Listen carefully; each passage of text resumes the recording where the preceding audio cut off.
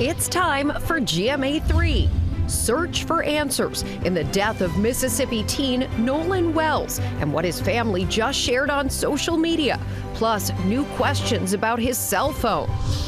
Groundbreaking new medication in the fight against pancreatic cancer. Unbelief, it's positive, it's happy, exciting, and I'm floating. How it's helping patients with an advanced form of the cancer live longer and giving them new hope. And the man behind the music of Moana.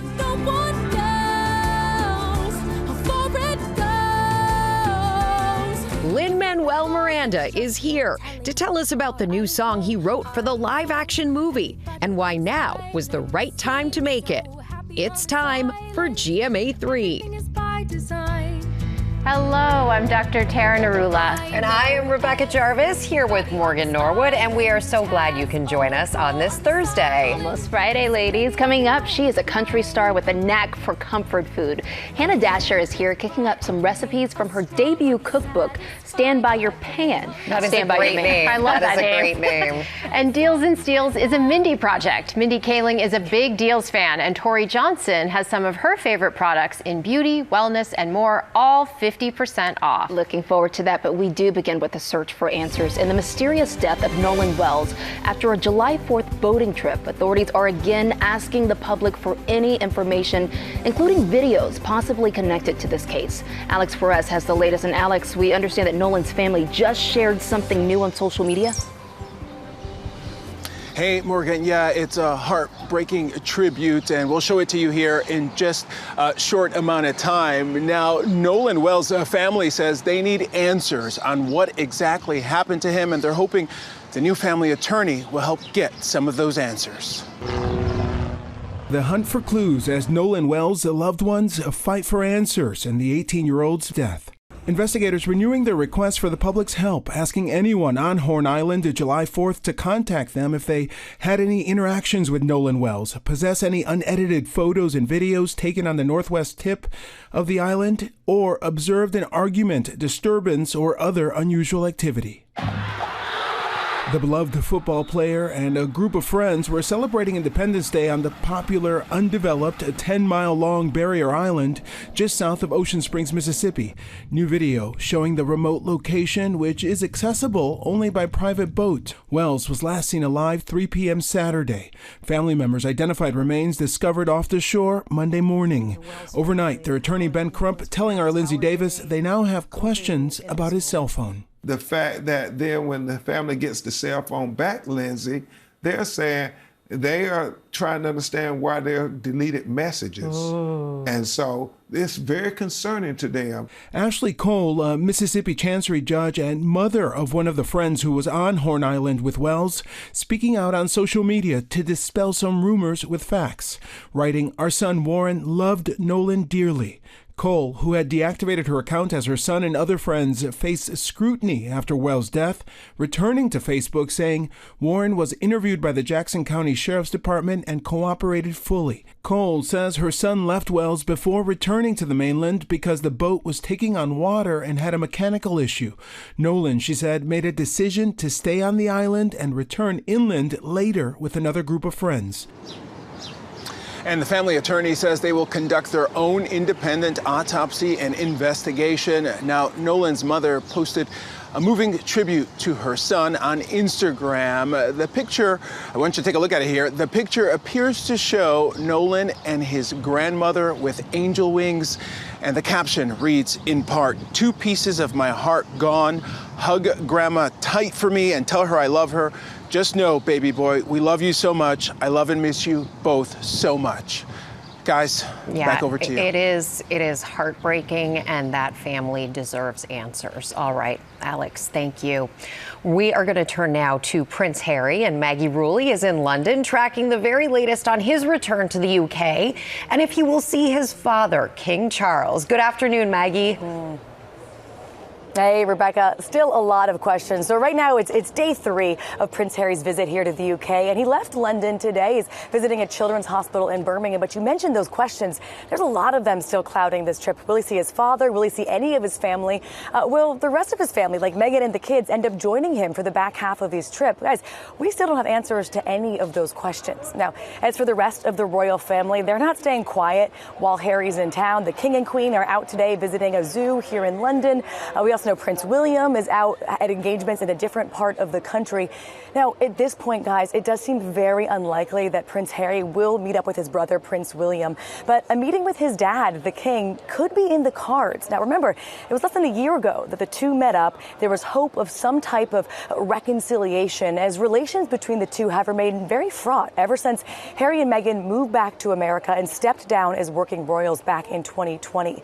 Now, when Harry first announced this trip, he did say he'd be making it with Meghan and the kids. Meghan was supposed to be at many of these engagements that have been happening this week, but an ongoing fight over security changed those plans. So it's still unclear if Meghan and the kids may join him in the last few days of this trip. And if they do, could they see King Charles? You guys have to remember, it's been 4 years since Harry's kids saw their grandfather, King Charles. So everyone waiting to see what happens there, guys. Thanks so much, Maggie. And now to new hope against one of the deadliest forms of cancer. An FDA-permitted drug for pancreatic cancer is now reaching its very first patients. And Morgan, you have an exclusive look for us at this story. You know, Dr. Narula, this is a real breakthrough potentially because you know more than anyone, for years, pancreatic cancer has been one of the hardest diseases to treat. Well, this afternoon, this new drug is giving some patients something they never thought they'd have: more time. A groundbreaking new medication in the fight against cancer is giving hope to patients. Unbelief, it's positive, it's happy, exciting, and I'm floating.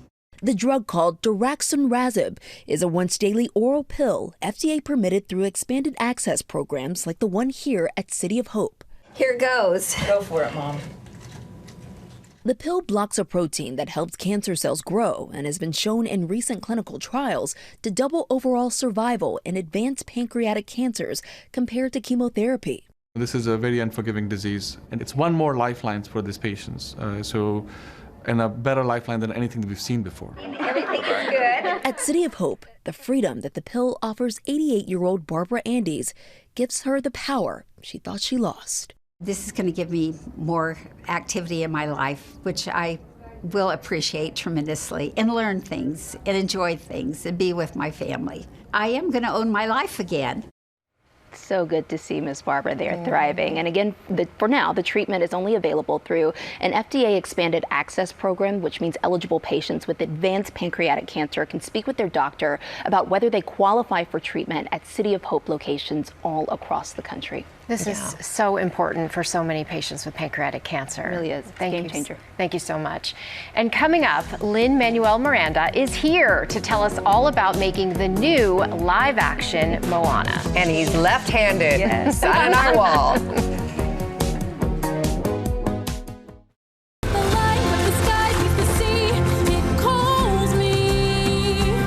Who can forget How Far I Go, the Oscar-nominated song from Moana, now coming to life in the new live-action version of the movie. And the man who wrote that song is an executive producer of the new movie and is here with us right now. We're talking about Grammy, Tony, and Emmy Award winner Lin-Manuel Miranda. Clap it up. Yes. Welcome. So good to have you here on GMA3. You know, what did you think when you first heard that they were going to make this live action version of Moana? I think the thing that was most thrilling about that, first of all, that Moana's never gone away. Yeah. You know, there isn't a week that goes by I don't get a video from someone, from a parent who's filming their kid in front of the TV singing Shiny, or hearing it out in the wild, or over the fireworks display in Disney World. People love these songs and people love this movie. But for me, the biggest weight off my shoulders was that they hired Tommy Kail to direct the movie. Tommy directed all my show. He directed In the Heights, my first Broadway show. He directed Hamilton, and the fact that he was in charge of this, I knew we were in safe hands. Yeah, the chemistry was there. It's so great, and I love that you referenced Shiny, because that's like I will work out to that song. Oh, because great! It's such a great song.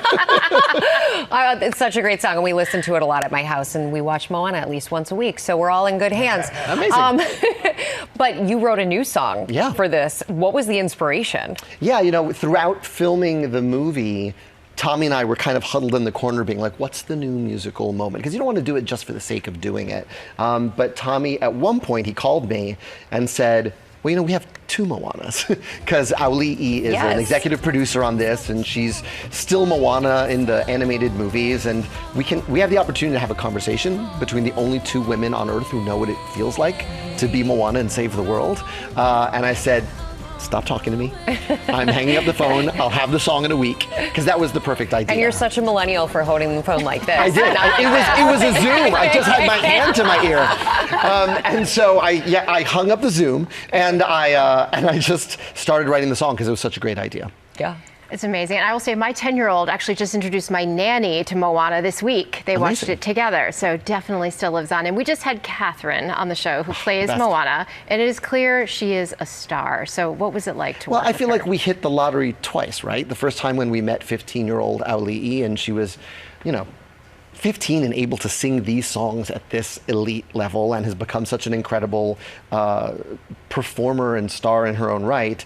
And then I'll never forget the day Tommy called me and said, I think we found her. You know, he looked through audition tapes for about a year. Wow. And then you see her delivering this material. By the way, she's grown up with Moana. Moana came out when she was 9 years old. Wow. So she embodies it in such a specific way, and to learn all the things she had to learn, to sail, to sing, to fight, to all the things to have to do this in the flesh. She's really a star. Yeah, and speaking of growing up with Moana, your children, you get major dad cred for all of this. And your children have grown up, and tonight they're going to go to a special presentation in the Heights in your own neighborhood. That's right. We're lucky enough that the New York screening of Moana is at the United Palace Theater that I've been involved with for a really long time. It's in my neighborhood in Washington Heights, uptown. And listen, Moana was my oldest son's first movie. He was 2 years old, and he sat in my lap. I don't think he blinked for 90 minutes. So the full circleness of that is really special. It is so special. And Moana is in theaters tomorrow.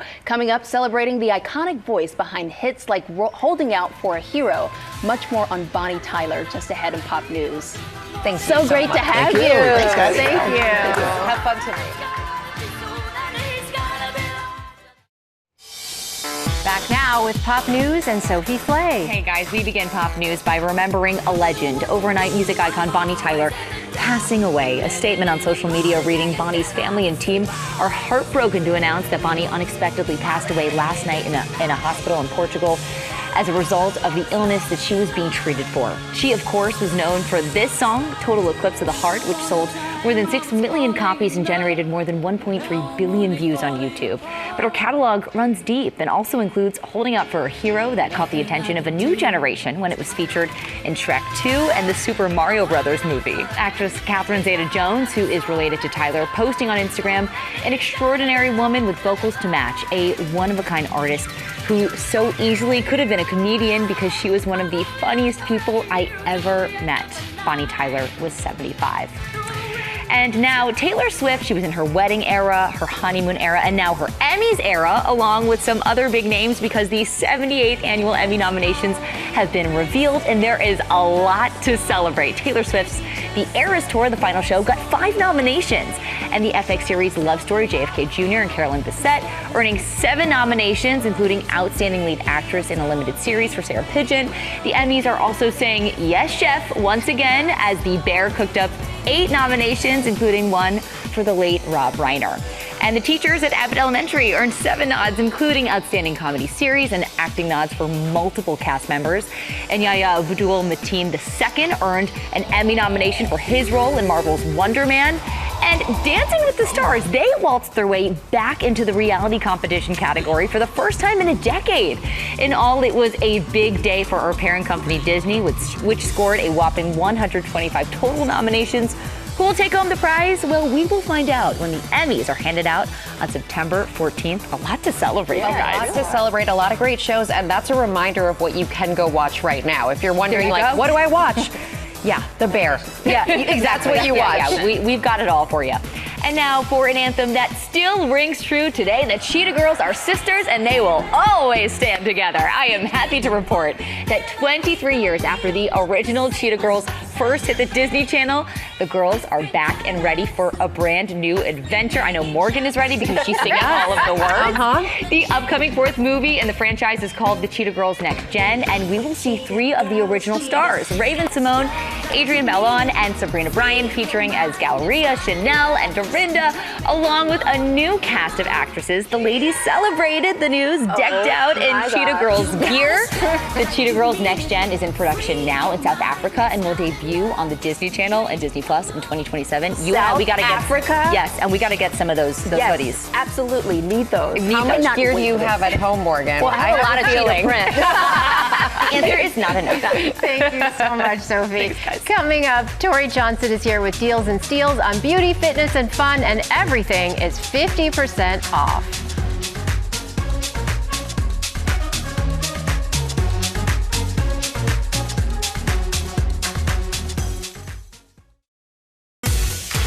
Welcome back to GMA3. Tomorrow on GMA, we'll hear from the stars of Moana about recording the soundtrack and how the new movie will bring its message to a whole new generation. We are looking forward to that. And for GMA Game Day, we'll be in Cleveland with Chomps, the Browns mascot.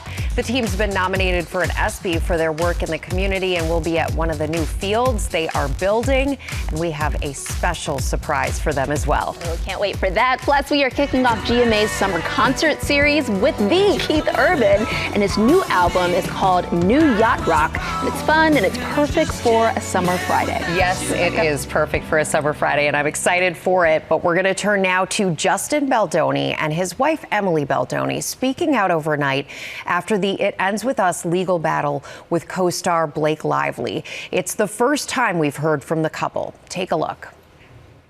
Justin Baldoni and his wife Emily breaking their silence after reaching a settlement in the contentious legal battle with his former co-star Blake Lively. We have not spoken publicly for the better part of the last 2 years, and it's not because we haven't had anything to say, right? Because Lord knows we have. Baldoni posting the video to social media, saying they are now focused on healing. Gratitude has saved us. It has. And I also feel that it's important as we say that, in that gratitude, it doesn't negate the injustice and the pain that we have also felt in the last few years. And we've had to wrestle with so many things and try to understand so many things, like how could something like this even happen?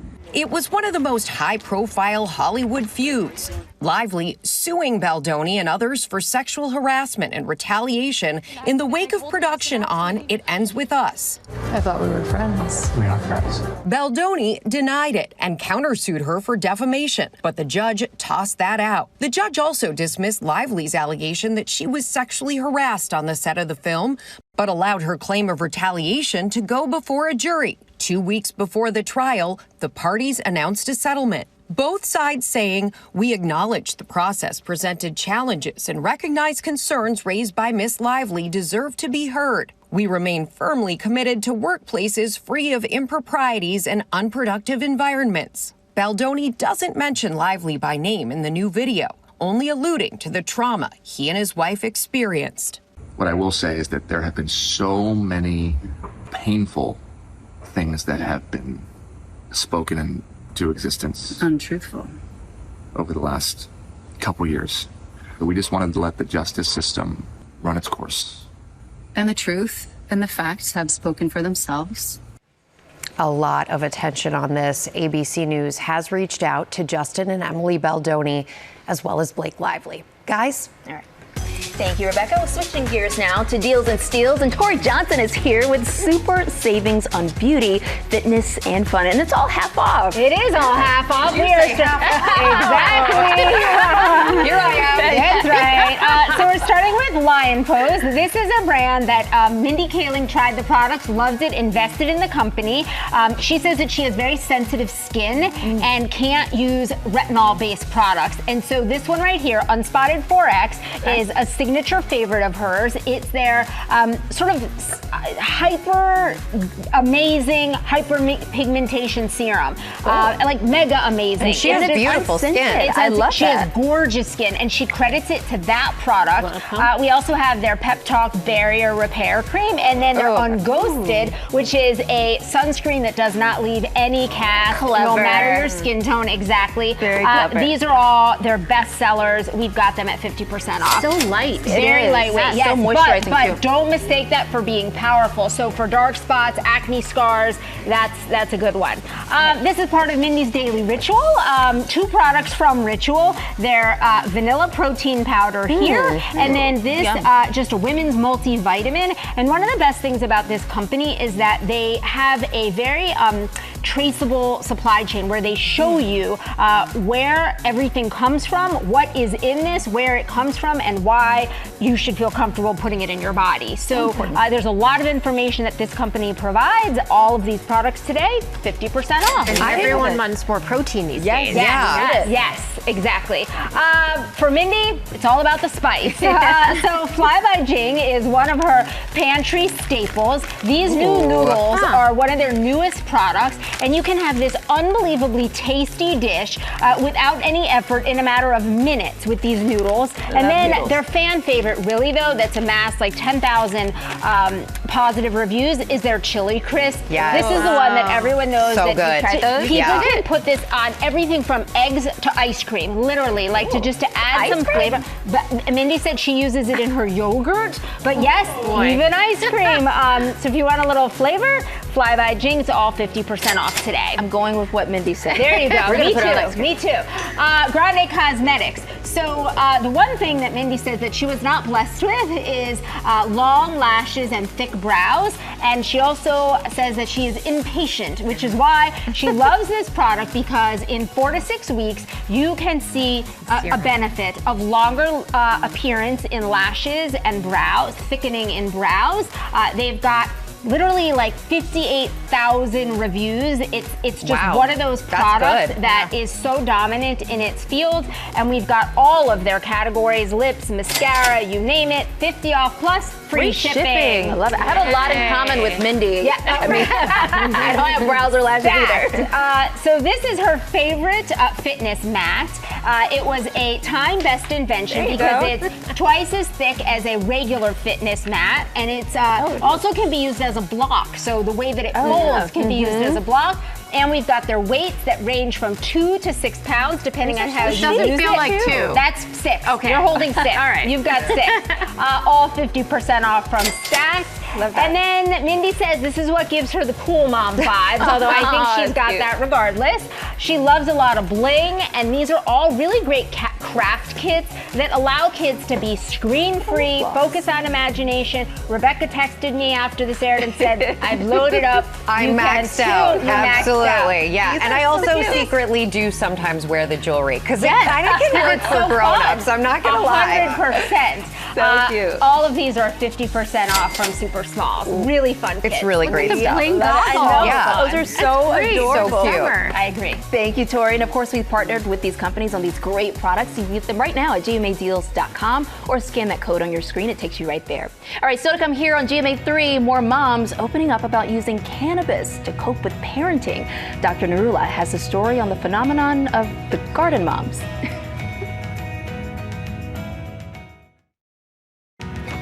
Back now with the moms turning to marijuana because they say it makes parenting easier. They call themselves canna moms or garden moms, and they're increasingly open about it online. But healthcare providers caution not so fast. We're not doing this to escape. We're not doing this to be bad moms. We're not doing this to get away from our kids. We're using this as a tool. Texas mom of 2 and content creator Rachel Gibbs says cannabis doesn't check her out of motherhood, but rather helps her to check in and quiet the static in her head. It almost like turns the background noise off.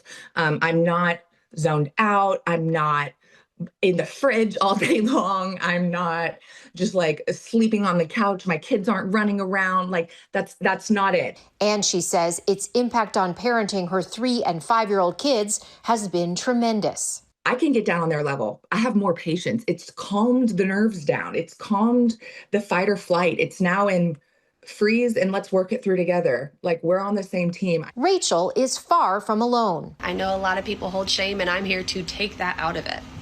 Gardening makes me a better parent. You already know, coffee and coffee time, baby. Videos tagged by so-called canna moms or garden moms have racked up millions of views across social media. While Rachel says she uses cannabis 4 to 5 days a week, she insists there are hard rules around its use in her home. If I am using cannabis, there is another adult home. I'm never driving under the influence ever. We do not ever have like actual cannabis out around our children. They do not see it. While more than 64 million Americans have used cannabis in the past year, approximately 3 in 10 people who use cannabis have cannabis use disorder.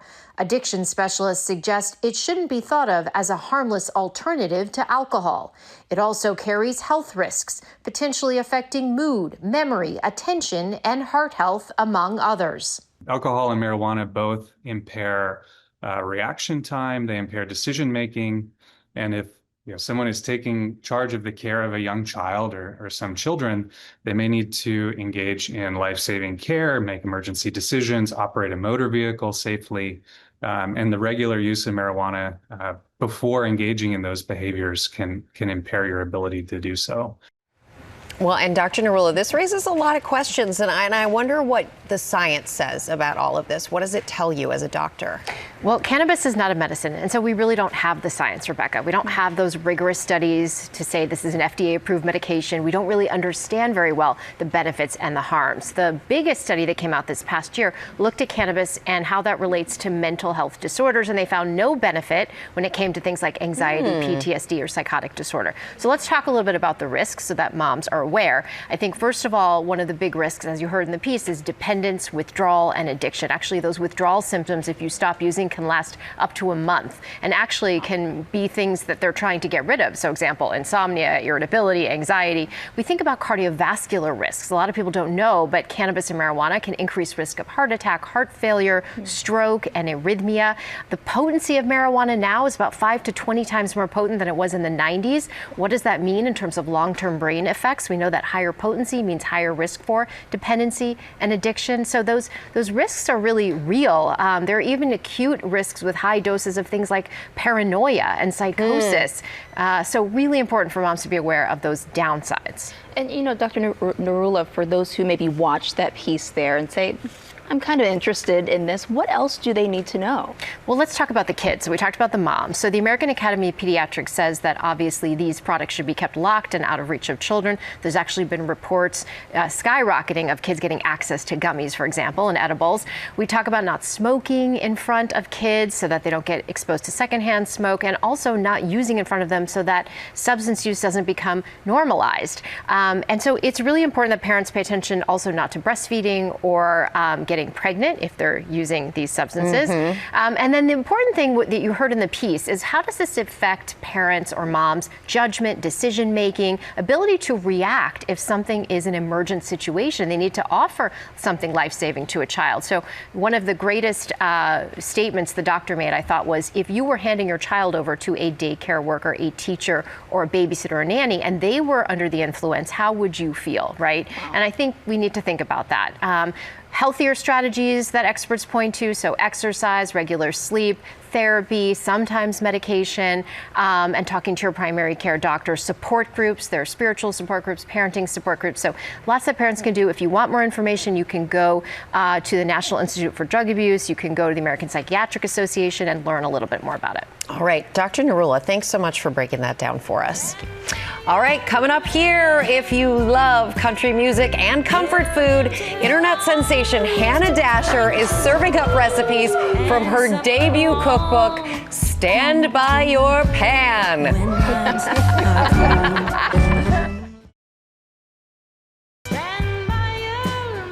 You heard it. Welcome back. TikTok chef and musician Hannah Dasher is here, and she's going to show us some tasty recipes from her cookbook, Stand By Your Pan. A great name. It was named one of the best cooking, food, and wine books of 2026 so far by Amazon. It is so great to see you, Hannah. And I love that you start all of your TikTok videos with a little music. So you want to give us a little song? Stand by your pan. Oh. Okay, I'm going to move your hair away from your mic so we can hear the music. Yeah. Now we can hear it. Well, before this butter browns, why don't we saute some vegetables? Okay, let's saute some vegetables. We're making chicken scallop. This is my non-hoochie grandmother's, one of her recipes. And I love this dish because we're rock stars. We've got a lot of things to do, right? So yes, we do. This makes enough to feed a crowd or enough to freeze a casserole. Which is really good when you've got so many things to do. Absolutely. And we're just going to make a little gravy when those vegetables get done. Who came up with Stand By Your Pan? How'd you do that? My hot mama did. Years ago. Hot mama and hoochie grandma. The daughter of the hoochie nana, yes. So when What's Her Face from Little Big Town came out with a cooking show. Yes. My mother's like, Hannah, you've got to have a show one day. But call it Stand By Your Pan. I'm like, oh! So I marched to my lawyer's office and immediately patented that sucker. And here we are. Here we are. Oh my gosh. Do you want to help Morgan? Yes, let's do this. Okay, so what makes chicken scallop a go-to recipe for you? Well, it's easy, and like if somebody has surgery or their cat dies or whatever, you can pull the thing, get home, throw your bra off, pop this in the oven, and it's done. And it looks like you really did something, but it took you no time, right? Okay. So we've got a rotisserie chicken. It's a great way to use up those leftover vegetables, like that lonely celery withering away in your refrigerator. It always does wither away. Right? It's so lonely. It needs some of those blue pills from Mexico, doesn't it? Anyway, Papa got some cottage cheese, so we're getting that protein in, and rotisserie chicken. But no scallops. No scallops. It's just a scallop, which means it's got cheese in it. We're gonna put some chicken up in there, girl. So the rotisserie chicken is really a hack too, because it's just leftover. It's leftover, exactly. And if you aren't wasteful, if you render all that good meat, you could get 4 cups of chicken off of a rotisserie. Then we got our, that's a lot of chicken. Y'all stir that and make it pretty. Egg noodles, there's more protein. Oh my gosh. and then, look at here, it makes enough. Look at that. How long are you cooking it for, Hannah? So we're just adding those ingredients. So this isn't really cooking anymore. We just kind of mixing it all together so the flavors come together. So, and it'll be nice and thick and creamy. And we just put those each into a pie dish. And we might need some support. We might need some support. Okay. What is this? Cheddar cheese? That is. And I do recommend that you shred your own because it just makes a really pretty, sexy cheese. You mind holding that for me? I got you. Morgan. Hannah, when it will be a lot thicker and creamier than this. What's easier for you, making a recipe or making a song? Oh my gosh, a recipe, for pity's sake. Really? How are they similar? Well, some of the best music comes from being fresh in love or fresh out of it. Right. But anyhow, but I wrote this book a lot like I do approach songwriting. I wanted to hold your attention. So it might say, rich and chocolatey like Kevin Hart. Right. So it's going to entertain you, so keep it in your half bag for entertainment. All right, we got dessert too. And we do, absolutely. I've been waiting for this. Yes. It's delicious. Yes. So this is my version of Tammy Wynette's famous banana pudding recipe. So good. My They almost put Burt Reynolds in a diabetic coma. I gotta have a bite too, don't tell my trainer. Hannah, this is so good. Thank you so much. By the way, love the apron, and you can get all of Hannah's amazing recipes on GoodMorningAmerica.com, and Stand By Your Pan is available right now. We're gonna get that spoon and we're gonna eat some more. You can get one of these now, pre-order them. Thanks, Hannah. So yummy. This is delicious. Cheers. So good. Oh my God. Thanks for watching. Have a great day. See you tomorrow. With Keith Urban.